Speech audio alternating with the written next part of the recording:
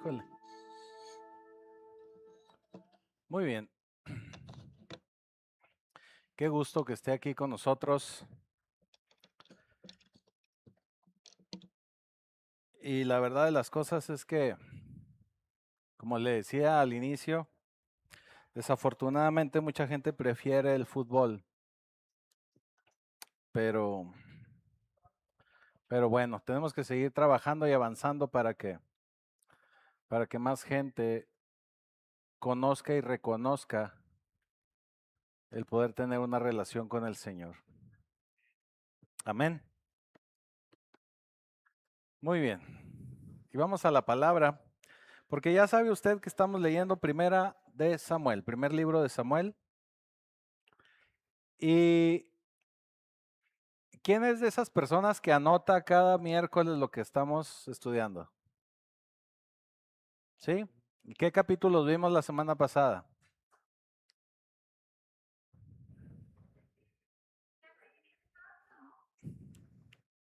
La güera dice 17 y 18. ¿Quién da más?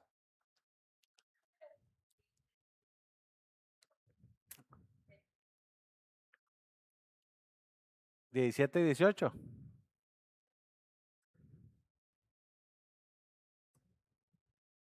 Ya ves, no anotan. 17 y 18. ¿Fue el último? Ok, ok, sí. Exactamente. Hoy vamos a ver capítulo 19. ¿Eh? No, ya lo traigo. Mire, ya lo traigo aquí. Fíjese que me pasó algo bien interesante. He estado adelantándome un poquito, porque luego de pronto con otras actividades se me junta y no termino o ando muy apurado o me las veo muy estresado de repente algunos días. Y hoy en la tarde que estaba preparando el 21 y 22. Y de pronto dije, no, vamos más atrás. Entonces, ese fue el razonamiento. Ya lo había yo verificado, ya había yo revisado que habíamos visto 17 y 18, pero dije, la gente se estará dando cuenta o si están poniendo atención en qué capítulo vamos. O nada más me dicen que sí el miércoles. Entonces, por eso fue la pregunta. Y muy bien, como ya sabe, estamos leyendo Primera de Samuel. Hoy vamos a iniciar con el capítulo 19.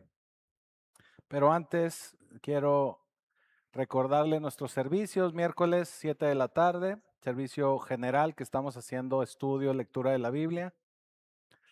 Mañana jueves tenemos ruta 832. No deje de venir, si usted está interesado en venir, no deje de venir. Mañana iniciamos la semana antepasada con una práctica, con una actividad que tuvimos, pero los temas vamos a iniciarlos mañana. Entonces digamos que si usted empieza a venir mañana, va a empezar usted a ver los temas, entonces no se pierde, no se ha perdido prácticamente casi nada. Le conviene empezar día mañana y invite gente. Si de plano usted no puede por alguna razón, invite gente, tráigase gente. Créame que va a ser de muchísima bendición. El jueves que iniciamos llegaron cerca de 4 personas nuevas, pero eran 4 personas y entre ellas algunos que no eran de la iglesia. Entonces por eso decidimos hacer la pausa del jueves pasado, precisamente por un juego de la selección, para evitar que nos fueran a faltar y que hubiera retraso ahí en sus actividades. Pero ya mañana, sí, sin retraso, ya continuamos con los temas. Véngase, recuerde que es 7:30, mañana es 7:30. Y hombre, siempre me preguntan, déjenme les digo algo, y a la iglesia en general, déjenme les digo algo. Las actividades las repetimos aquí cada servicio. Independientemente de eso, llámese ensayos de la alabanza, llámese mujeres, llámese varones, llámese domingo, miércoles, siempre hay. O sea, la pregunta no debe de ser, ¿va a haber? No. Usted nunca debe andar preguntando, ¿va a haber? No. Siempre hay.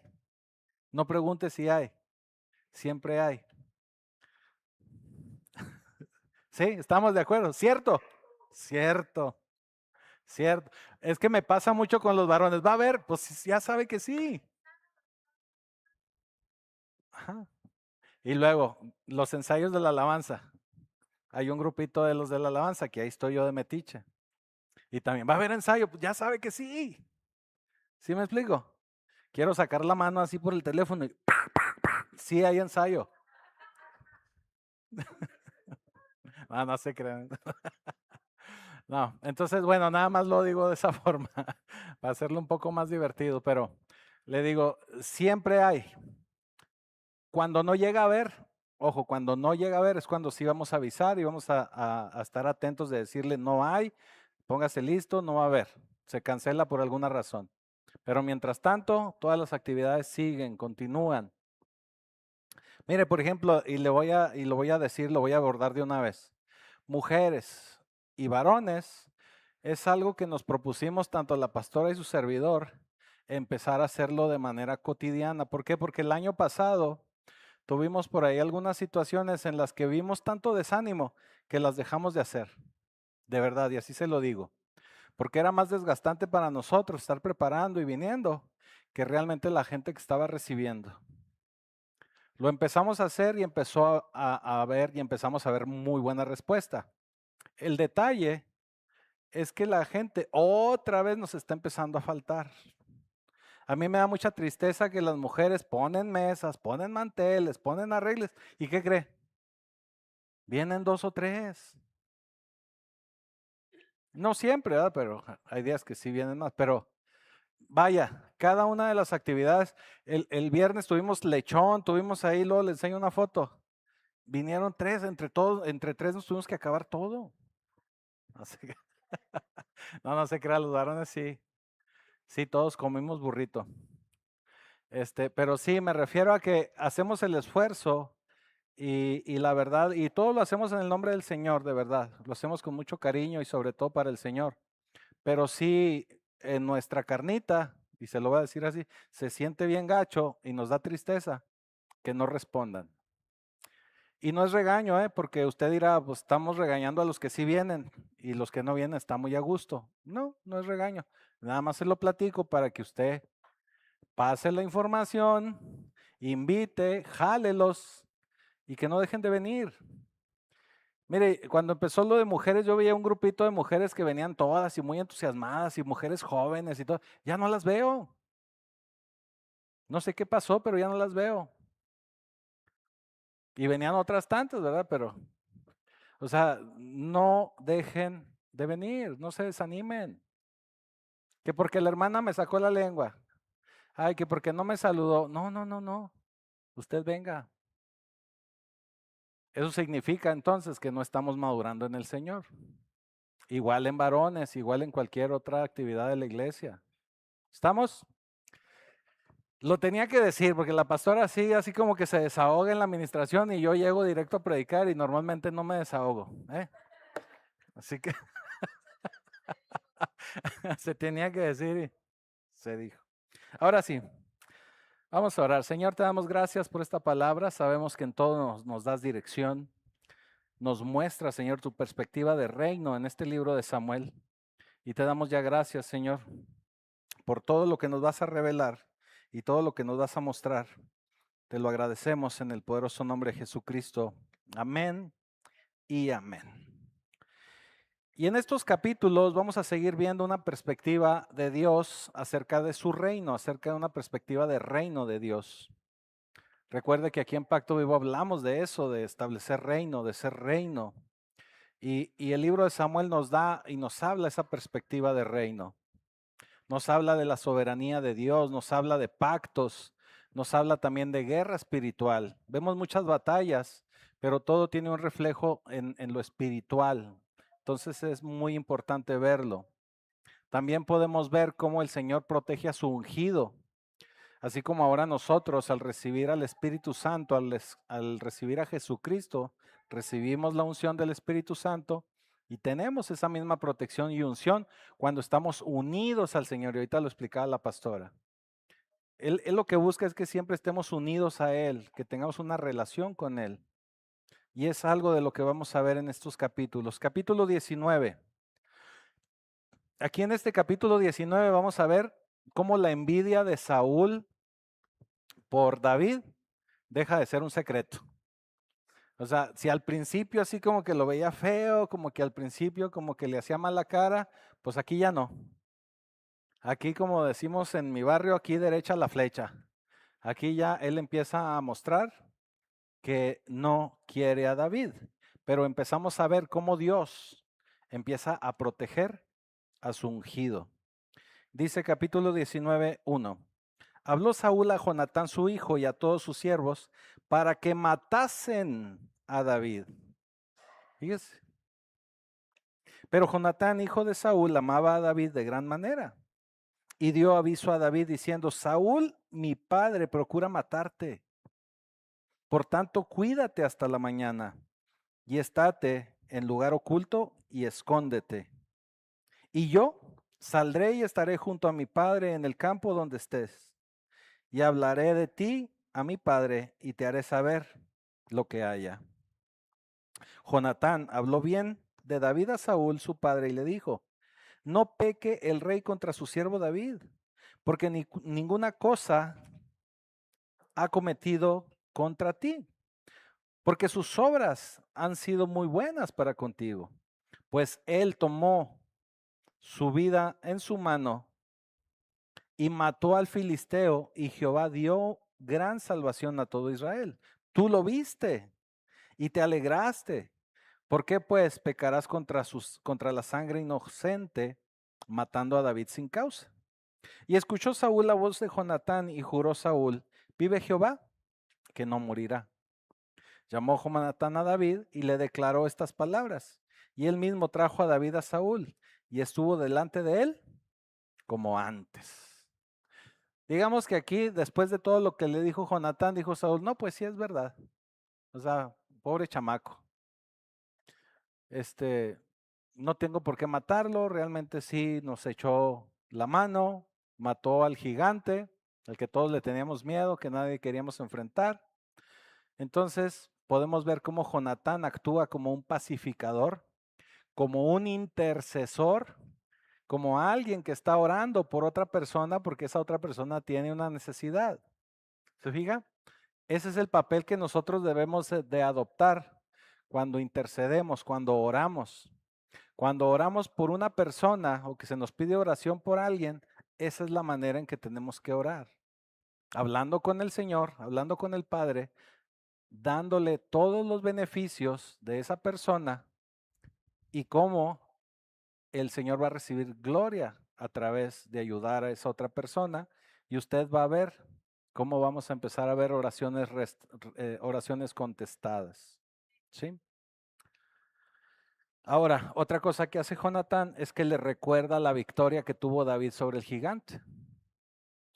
Usted lo que tiene que hacer, y ya lo hemos platicado en otras ocasiones, cuando ore, dígale al Señor, háblele sobre su propia palabra, utilice la palabra de Dios en sus oraciones y dígale cómo se va a llevar en la gloria, y todo lo va a pedir en el nombre de Jesús. Eso nos va a ayudar muchísimo.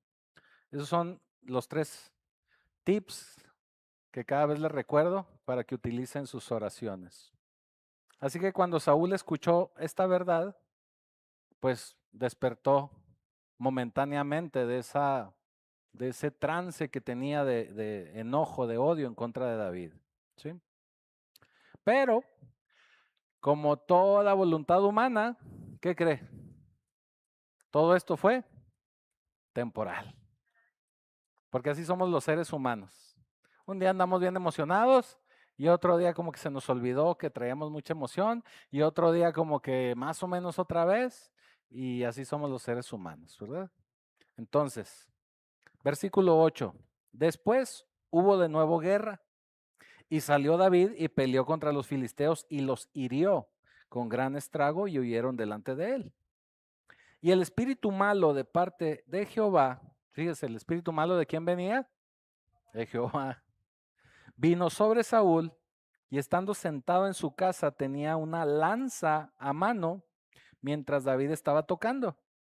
Y Saúl procuró enclavar a David con la lanza a la pared.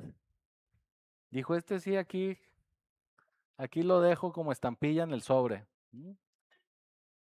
Pero él se apartó de delante de Saúl, el cual hirió con la lanza en la pared. Y David huyó y escapó aquella noche. Saúl envió luego mensajeros a casa de David para que lo vigilasen y lo matasen a la mañana. Mas Mical, su mujer, avisó a David diciendo, si no salvas tu vida esta noche, mañana serás muerto.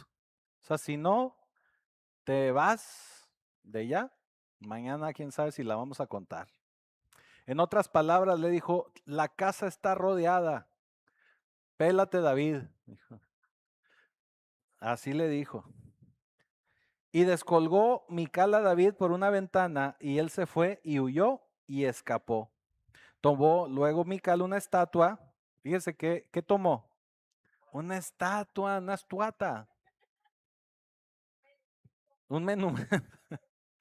Eso significa que todavía en el palacio, en la casa de Saúl, había cierta idolatría. Fíjese qué interesante. Toman una estatua y la pone sobre la cama, la acomodó por cabecera con una almohada de pelo de cabra y la cubrió con la ropa. Cuando Saúl envió mensajeros para prender a David, ella respondió, está enfermo. Por eso el domingo no va a ir a la iglesia, está enfermo. Volvió Saúl a enviar mensajeros para que volviesen a David diciendo, traédmelo en la cama para que lo mate. Fíjese. Si es necesario, tráiganmelo con todo y cama, pero aquí me lo voy a echar. Y cuando los mensajeros entraron, he aquí la estatua estaba en la cama y una almohada de pelo de cabra sobre su cabecera. Entonces Saúl dijo a Mical, ¿por qué me has engañado así y has dejado escapar a mi enemigo? ¿Cuál enemigo? Realmente David no era enemigo de Saúl. Y Mical respondió a Saúl, porque él me dijo, déjame ir, si no, yo te mataré. Pues, ¿de dónde aprendería la Mical a decir mentiras? Del papá, ¿verdad? Así que estalla otra guerra, David vuelve otra vez a ser el héroe de la batalla, pero ese espíritu malo que atormentaba a Saúl regresa, vuelve a ser de las suyas y David tiene que huir. Mientras que Mical le ayuda a escapar, pero al mismo tiempo, pues le cuenta una mentira a Saúl diciéndole que David la había amenazado. Entonces tenemos que recordar que en el reino las victorias espirituales muy seguramente van a provocar que los ataques malignos se incrementen en contra de nosotros. ¿Sí me estoy explicando? Si nosotros entramos en una batalla espiritual, muy probablemente vamos a empezar a tener ataques y a lo mejor ataques más fuertes que los teníamos originalmente. Pero pues es cuestión de seguirnos manteniendo unidos al Señor, unidos al Padre. ¿Por qué? Porque Dios tiene recursos ilimitados, así se lo digo, ilimitados para protegerte. Él puede usar hasta la mismísima casa del enemigo, era la casa de Saúl, para protegerte y ayudarte a escapar. Ahora, la situación de la estatua es algo bien interesante porque es una ironía, porque mientras David, el ungido de Jehová, estaba siendo protegido por Dios, en la casa de Saúl habían regresado o seguían manteniendo idolatría. Eso nos habla que ya la relación con el Señor en casa casa de Saúl ya no era como fue al inicio de su reinado. ¿Sí? Entonces David huye, dice, huyó pues David y escapó y vino a Samuel en Ramá. Y le dijo todo lo que Saúl había hecho con él, y él y Samuel se fueron y moraron en Naiot. Y fue dado aviso a Saúl diciendo, he aquí que David está en Naiot en Ramá. Le digo que nunca falta un chismoso. Entonces Saúl envió mensajeros para que trajeran a David, los cuales una compañía de profetas que profetizaban y Samuel que estaba ahí y los presidía. Esto es algo bien interesante porque podemos ver por primera vez en las escrituras cómo un profeta establece una escuela de profetas. Y esta escuela de profetas pues era precedida por Samuel. Y Samuel tiene a esta compañía de profetas y él los presidía. Y vino el Espíritu de Dios sobre los mensajeros de Saúl y ellos también profetizaron. Fíjese. ¿Por qué? Porque estaba el ambiente tan cargado de la presencia de Dios que llegaban los mensajeros, ¡fum!, se ponían a profetizar también. Y cuando lo supo Saúl, envió otros mensajeros, los cuales también profetizaron. O sea, híjole, estos ya los perdí, pues voy a mandar otros. También empezaron a profetizar. Y Saúl volvió a enviar mensajeros por tercera vez, y ellos también profetizaron. Entonces él mismo fue a Ramá y llegando al gran pozo que está en Secú, preguntó diciendo, ¿dónde están Samuel y David? Y uno respondió, he aquí están en Naiot en Ramá.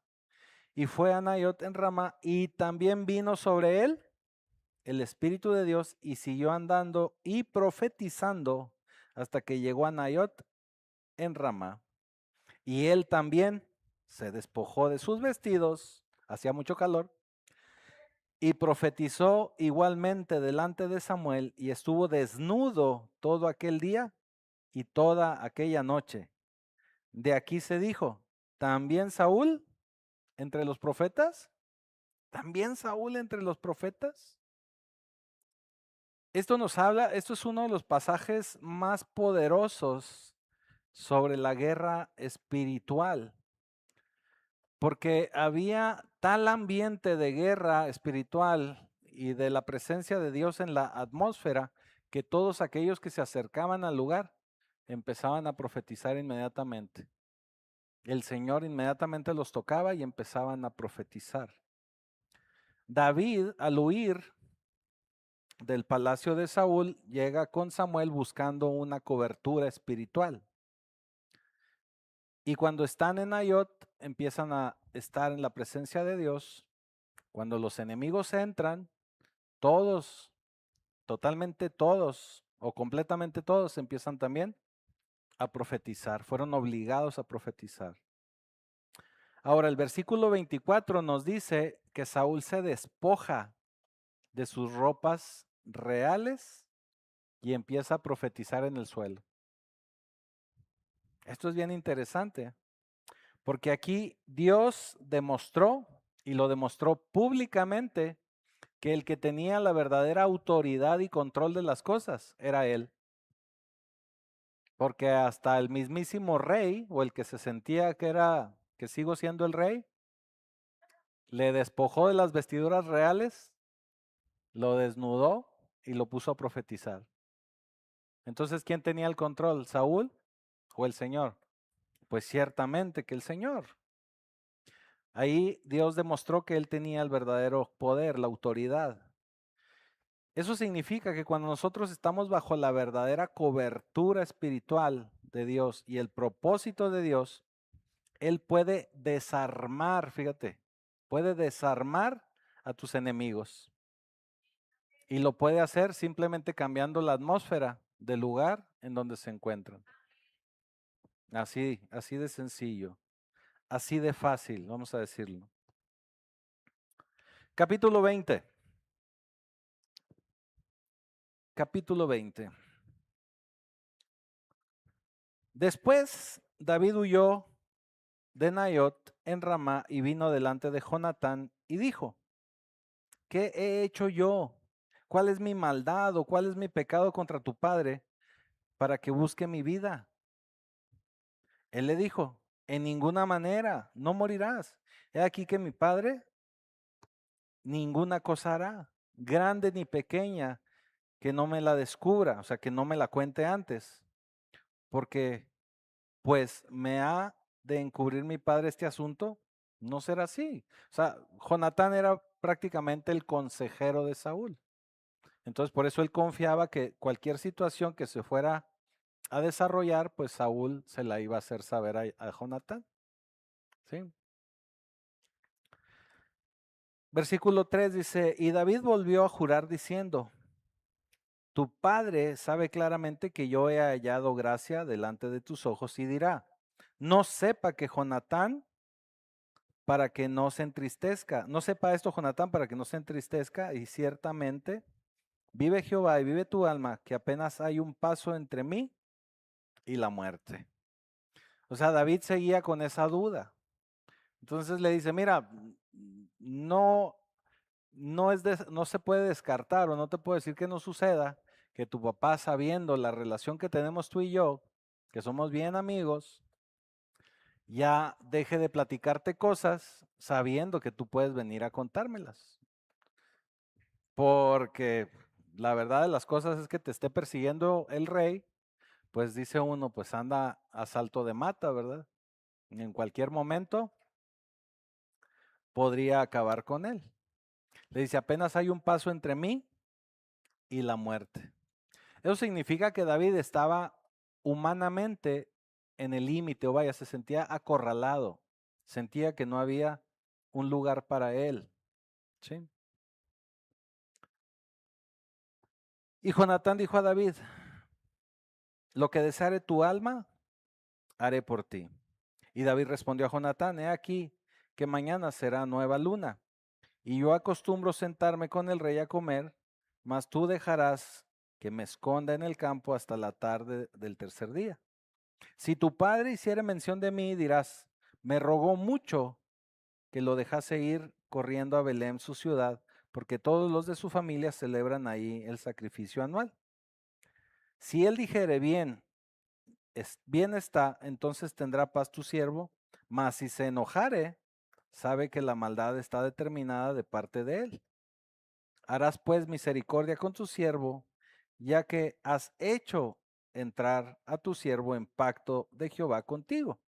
Y si hay maldad en mí, mátame tú, pues no hay necesidad de llevarme hasta tu padre.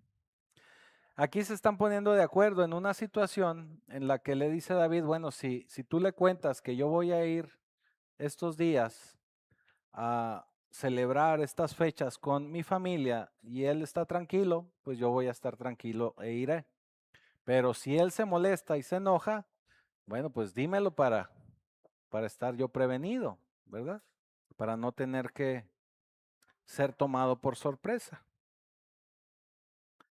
Y Jonatán le dijo, nunca tal te suceda antes bien, si yo supiere que mi padre ha determinado maldad contra ti, ¿no te avisaría yo? O sea, ¿tú crees que no te diría si me doy cuenta, si así lo dice mi padre?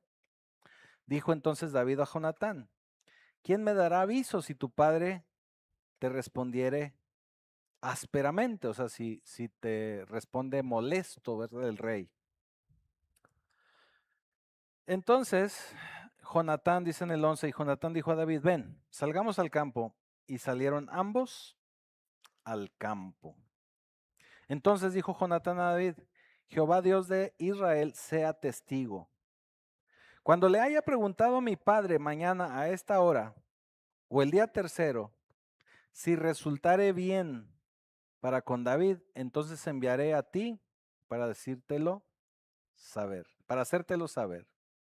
Pero si mi padre intentare hacer mal, Jehová haga así a Jonatán y aún le añada, si no te hiciere saber y te enviare para que vayas en paz. Y esté Jehová contigo porque estuvo con mi padre. ¿Sí? Entonces, David se sentía a salvo con Jonatán y sabía que Jonatán cualquier situación que se diera, él le iba a dar respuesta o le iba a avisar, pues. Algo bien interesante aquí es que Jonatán representa ese amigo, ojo con esto, representa ese amigo con el cual tú puedes hablar y abrir tu corazón y tener la confianza de que vas a platicarle alguna situación de tu sentir, de tu ser, y que esa persona verdaderamente te va a ayudar. ¿Qué quiere decir? Que nosotros, cada uno de nosotros, tenemos que ser ese tipo de amigo, ese tipo de hermano aquí en la iglesia. Que sabemos que cualquier persona que abra su vida y su corazón hacia ti, hacia nosotros, pues vamos a responderle de la mejor manera y vamos a tratar de ayudarle en su situación. Y hacerlo verdaderamente de corazón, no haciendo chisme, no comentándolo con nadie más, sino estando dispuesto a escuchar, a ayudar y ofrecer nuestra ayuda hasta donde se pueda, ¿verdad? Claro, habrá situaciones a lo mejor en las que no podemos hacer más, pero estar siempre ahí para cada uno de nosotros. Inclusive Jonatán pues se compromete a investigar más allá de lo que su padre le pueda revelar. Versículo 14 dice, y si yo viviere, harás conmigo misericordia de Jehová para que no muera, y no apartarás tu misericordia de mi casa para siempre. Cuando Jehová haya cortado uno por uno los enemigos de David de la tierra, no dejes que el nombre de Jonatán sea quitado de la casa de David. Así hizo Jonatán pacto con la casa de David diciendo, requiéralo Jehová de la mano de los enemigos de David. Y Jonatán hizo jurar a David otra vez, porque le amaba como a sí mismo. ¿Qué dice la palabra acerca de nuestro prójimo? ¿Cómo debemos amar a nuestro prójimo? Como a sí mismo.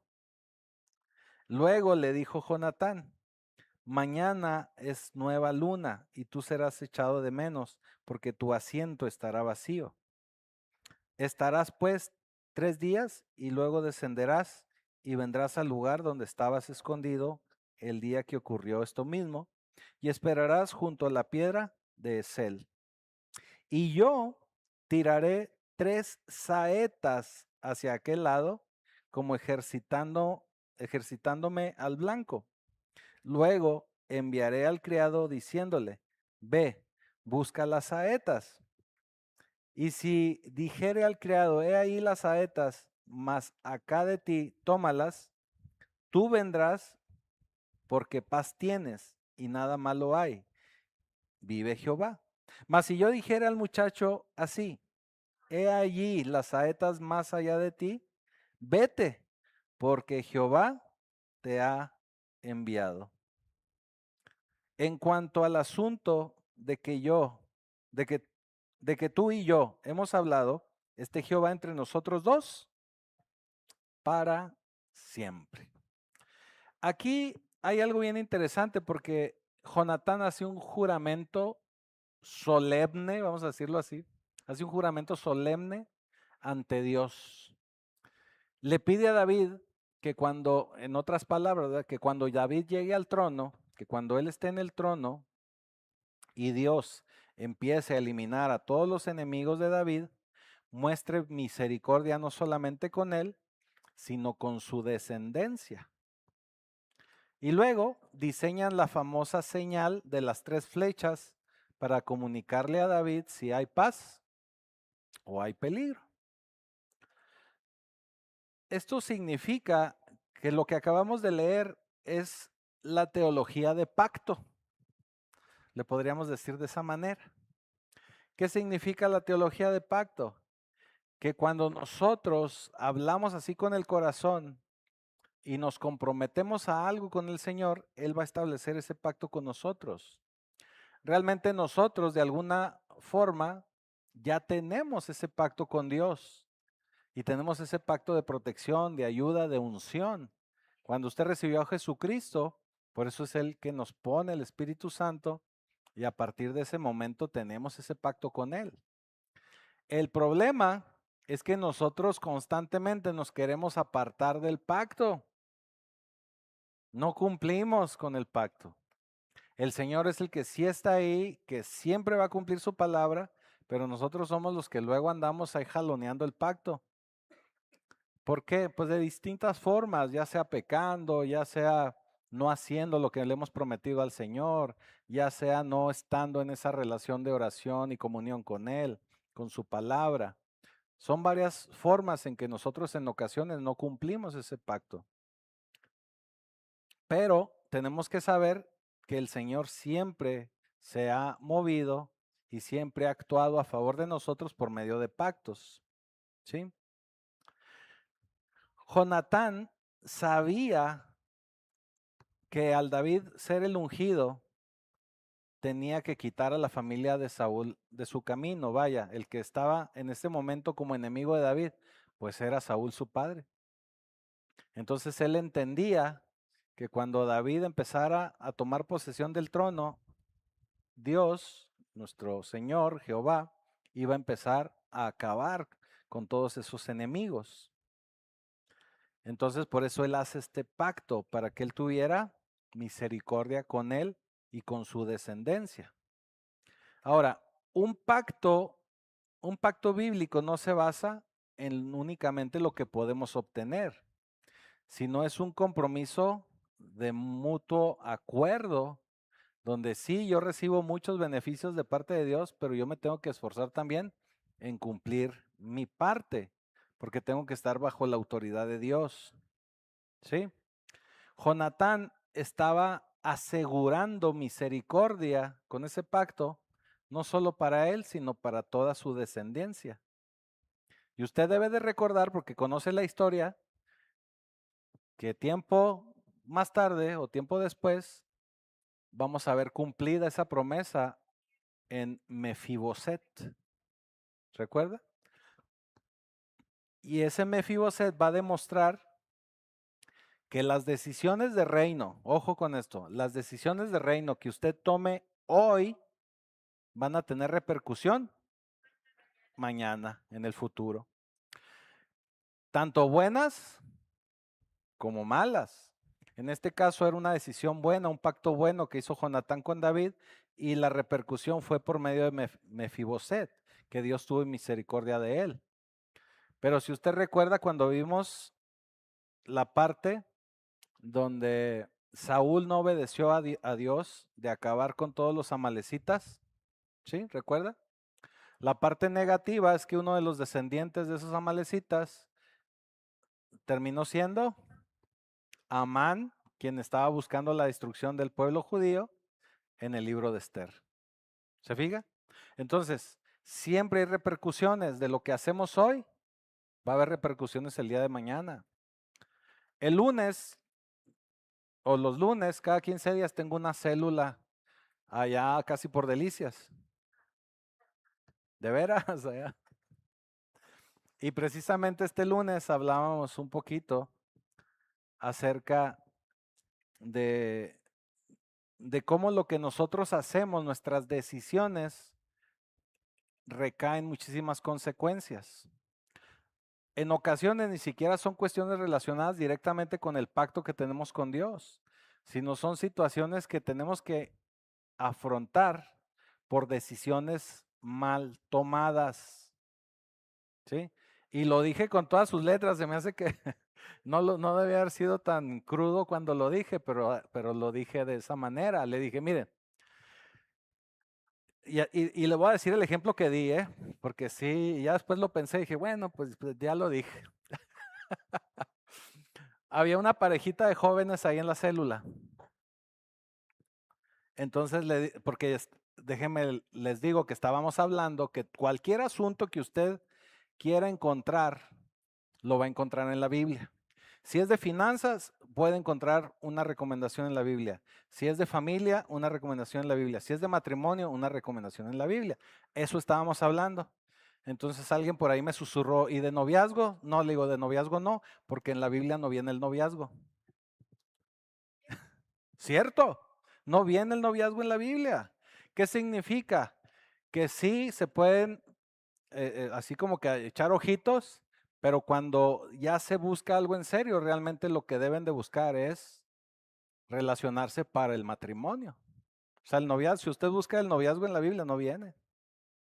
Yo en las noches de varones, yo les digo que el hombre, hablando de Adán, ¿verdad? La secuencia de Adán, el Señor primero lo crea, ¿eh? Y luego el Señor hablaba con él, o sea, ya era cristiano, ya tenía una relación con Dios. Y luego el muchacho tuvo casa, porque Dios lo puso en el Edén, ¿verdad? Le dio casa.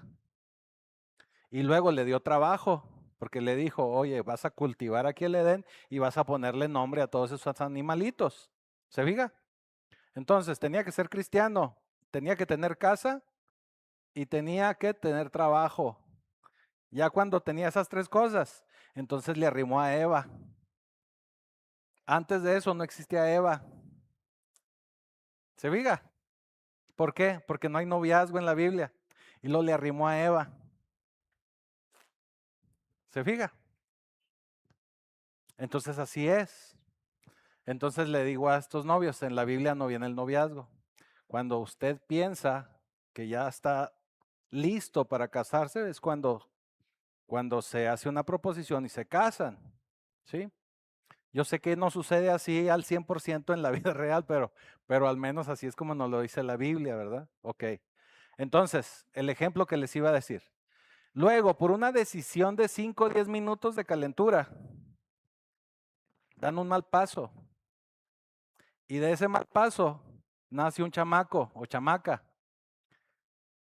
Y de ahí puede venir toda una vida de consecuencias. ¿Sí? Ese fue el ejemplo que di. Y ya después dije, chin, a lo mejor fui muy duro al decirlo, pero así es como dice la escritura. Viene toda una vida de consecuencias, ya sea por la paternidad, maternidad, ya sea por el marido que no era, ¿sí? Por eso a la nuera le dicen no era, ¿verdad? No, no se cree, eso es broma. Sí me explico, pero una decisión de 5 o 10 minutos de temperatura se genera toda una vida de consecuencias. No es Dios, no es Satanás, son consecuencias de hacer mal las cosas. ¿Sí? Entonces, cuando nosotros tomamos una decisión buena o mala en el reino de Dios, en el futuro vamos a ver consecuencias buenas o vamos a ver consecuencias malas. ¿Sí? Bueno, pues me desvío un poquito, pero creo que ya regresamos, ¿verdad? Ok. Versículo 24. David pues se escondió en el campo y cuando llegó a la nueva luna, esto que estamos viendo de la nueva luna que están celebrando es el inicio de año. La nueva luna que ellos se refieren aquí, que es una celebración judía, es en abril, que es para ellos el inicio de año. ¿Sí? Esa es la celebración que están teniendo aquí. La luna nueva y se sentó el rey a comer pan. Y el rey se sentó en su silla como solía en el asiento junto a la pared. Y Jonatán se levantó y se sentó Abner al lado de Saúl y el lugar de David quedó vacío. Mas aquel día Saúl no dijo nada, porque se decía, le habrá acontecido algo y no está limpio. De seguro no está purificado, o sea, no se lavó las manos. Al siguiente día, el segundo día de la nueva luna, aconteció también que el asiento de David quedó vacío. Y Saúl dijo a Jonatán su hijo, ¿por qué no ha venido a comer el hijo de Isaí hoy ni ayer? Y Jonatán respondió a Saúl, David me pidió encarecidamente que le dejase ir a Belén, diciendo, te ruego que me dejes ir porque nuestra familia celebra sacrificio en la ciudad y mi hermano me lo ha mandado. Por lo tanto, si he hallado gracia en tus ojos, permíteme ir ahora para visitar a mis hermanos. Por esto, pues, no ha venido a la mesa del rey. Entonces se encendió la ira de Saúl. Ya sabíamos que iba a pasar, ¿verdad? Si se encendía la ira de Saúl contra Jonatán y le dijo, hijo de la perversa y rebelde. Fíjese, también decían malas palabras.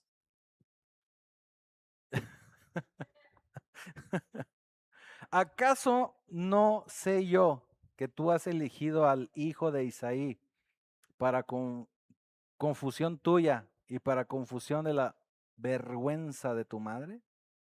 Porque todo el tiempo que el hijo de Isaí viviere sobre la tierra, ni tú estarás firme, ni tu reino. Envía pues ahora, traédmelo, porque ha de morir. Y Jonatán respondió a su padre Saúl y le dijo, ¿por qué morirá? ¿Qué ha hecho? Entonces Saúl le arrojó una lanza para herirlo, de donde entendió Jonatán que su padre estaba resuelto a matar a David. O sea, también intentó clavar con la lanza a su propio hijo. Imagine el nivel de enojo de Saúl. Y se levantó Jonatán de la mesa con exaltada ira y no comió el pan el segundo día de la nueva luna, porque tenía dolor a causa de David, porque su padre le había afrentado. Wow. Están en estos días del banquete de la luna nueva, ¿qué le digo? Esta luna nueva es esta celebración que Moisés les pidió que tuvieran cada luna nueva en abril. ¿Sí sabe de qué hablo? De la Pascua. Por eso se sentaban a comer pan, pan sin levadura. Por eso celebraban esos días. Saúl nota la ausencia de David. Al justificar Jonatán a David, Saúl se enciende, insulta a Jonatán y a su mamá. O sea, así como aquí, ¿verdad? O sea, ¿se da cuenta? Y le dice que mientras viva David, su reino no va a tener paz o no va a estar firme. En otras palabras, Saúl veía a Jonatán como su heredero, ciertamente lo era, por eso lo veía también como su confidente, como su asesor, lo estaba enseñando, capacitando para las labores del reino. Pero cuando se dieron cuenta de David, pues se dieron, se dieron cuenta también, valga la redundancia, que corría peligro el reinado de Jonatán, porque la gente estaba claramente prefiriendo a David, ¿sí? Pero aún así Jonatán lo defiende. La reacción de Saúl nos revela la maldad que había en Saúl. Saúl ya no se guardaba nada. Saúl ya abiertamente quería muerto a David. Era una persona que estaba controlada totalmente por las tinieblas ya. Ya no le quedaba nada de Dios. Tenía una ira descontrolada. Insultaba a la familia y tenía una violencia destructora porque intentó matar también a Jonatán. Entonces Saúl le dice a Jonatán una verdad a medias, que le dice que su reino no va a estar firme. Terrenalmente tenía razón, pero espiritualmente estaba cegado por la ira. Saúl estaba intentando forzar un destino carnal, o sea, en la carne, para su hijo, sin la ayuda de Dios. Cuando nosotros intentamos hacer algo sin la ayuda de Dios, así por mis pistolas, porque lo digo yo, créame que no es la mejor decisión ni el mejor camino. Nunca, nunca va a ser lo mejor. Así que cuando Jonatán vio la lanza que le dedicó el padre, entendió que verdaderamente Saúl estaba perdido. Dijo, este ya lo perdimos. Definitivamente supo que ya era inevitable ese odio y esa situación de maldad que estaba en él. Y ya vamos cerrando. Y dice, y al otro día de mañana salió Jonatán al campo, al tiempo señalado con David, y un muchacho pequeño con él. Y dijo al muchacho, corre y busca las saetas que yo tiraré. Y cuando el muchacho iba corriendo, él tiraba las saetas de modo que pasaba más allá de él. Y llegando el muchacho donde estaba la saeta que Jonatán había tirado, Jonatán dio voces tras el muchacho diciendo, ¿no está la saeta más allá de ti? Era la clave, ¿verdad? Era la clave para que lo escuchara David. Y volvió a gritar Jonatán tras el muchacho: corre, date prisa, prisa, no te pares. El muchacho de Jonatán recogió las saetas y vino a su señor. Pero ninguna cosa entendió el muchacho. Solamente Jonatán y David entendían de lo que se trataba. Luego dio Jonatán sus armas a su muchacho y le dijo: vete y llévalas a la ciudad. Luego que el muchacho se hubo ido, se levantó David del lado del sur y se inclinó 3 veces, postrándose hasta la tierra, y besando el uno al otro, lloraron el uno con el otro, y David lloró más. Y Jonatán dijo a David: vete en paz, porque ambos hemos jurado por el nombre de Jehová, diciendo: Jehová esté entre tú y yo, entre tu descendencia y mi descendencia para siempre. Y él se levantó y se fue. Jonatán entró en la ciudad. Así que aquí podemos ver cómo Jonatán sale al campo con este muchacho, hace la señal acordada, después despacha al muchacho. Cuando David sale del escondite, se abrazan, lloran, moquean, se saludan. David llora más, pero se despiden recordando ese pacto que tienen en el nombre de Dios. El llanto de David y Jonatán refleja ese costo emocional que a veces nos exige que nos tenemos que alinear con el reino de Dios. A veces el alinearnos al reino de Dios nos va a costar lágrimas. A veces el alinearnos a la palabra de Dios nos va a sacar lágrimas. Y yo se los explicaba, creo que el domingo, si mal no recuerdo. ¿Por qué? Porque no todo lo que nos dice la palabra de Dios o no todo lo que nos va a decir la palabra de Dios nos va a gustar.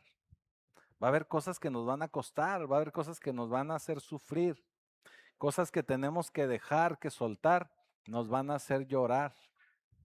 Esto es el reflejo de lo que estaba pasando con David y Jonatán. Tenían un pacto con el Señor, tenían un pacto también entre ellos, y ese es el costo emocional. Ahora, David a partir de aquí dejaba la comodidad de la corte, o sea, ya no iba a vivir en palacio, y David a partir de aquí empieza a vivir su vida de forajido para los ojos de Saúl, simplemente fugitivo, huyendo para que no lo matara Saúl. ¿Sí? Así que los reinos suben y caen. El reino de Saúl pronto va a caer. Usted conoce la historia. Pero cuando nosotros edificamos sobre Dios, sobre el pacto de Dios, siempre el pacto permanece. Ahora, ya para cerrar, le dejo los 3 puntos de los capítulos de hoy. Número 1, es muy importante que siempre nos manejemos y nos movamos en la atmósfera correcta. ¿Sí? ¿Qué significa? Pues que cuando se sienta usted acorralado por el enemigo, así le decimos, ¿verdad? Por los problemas, por las situaciones, usted tiene que buscar refugio en Dios. Usted tiene que buscar refugio en la adoración. Usted tiene que buscar refugio en la palabra y tiene que buscar refugio en la comunidad de fe. Por eso yo le digo y le recuerdo que cuando estamos en problemas, no deje de venir a la iglesia. Es al contrario, es cuando más tiene que estar aquí. Cuando más tiene que estar aquí. Cuando las cosas están bien, no le hace que de repente un día se distrajo y no llegó. Pero cuando las cosas están mal, usted tiene que estar aquí. Número 2, tiene usted que someter su agenda personal a la de Dios. O en otras palabras, la agenda suya la tiene que hacer junto con la de Dios. ¿Sí? Si usted hace su agenda y luego le dice al Señor: Señor, bendice mi agenda, no funciona de esa forma. Usted tiene que estar en oración con el Señor e ir haciendo su agenda junto con Él. ¿Sí? ¿Por qué? Porque nuestras ambiciones personales a veces no van alineadas a los propósitos divinos de Dios. A veces lo único que está en juego es nuestra carne, o lo único que andamos buscando es el deseo de nuestra carne, y no lo que el reino de Dios nos pide y nos debe de guiar. Y número 3, tiene que usted valorar esas conexiones de pacto. ¿Por qué? Porque en los momentos de mayor crisis que usted pueda vivir, las relaciones del reino son las que lo van a sostener. Si usted sale corriendo con alguien que ni siquiera tiene una fe sustentada en el Señor o fortalecida en el Señor, le va a dar cualquier sarta de recomendaciones equivocadas.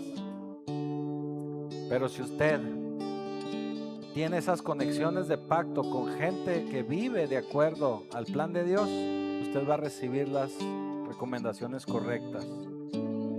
Así que para sostenerte, para advertirte, usted tiene que conectar con esa gente que lo lleve en la dirección correcta. Así que usted tiene que cuidar y valorar esas relaciones estratégicas. Y cuando se encuentre con gente que le quiere hacer daño, que le quiere hacer el mal, apártese, huya y cuénteselo a quien más confianza le tenga.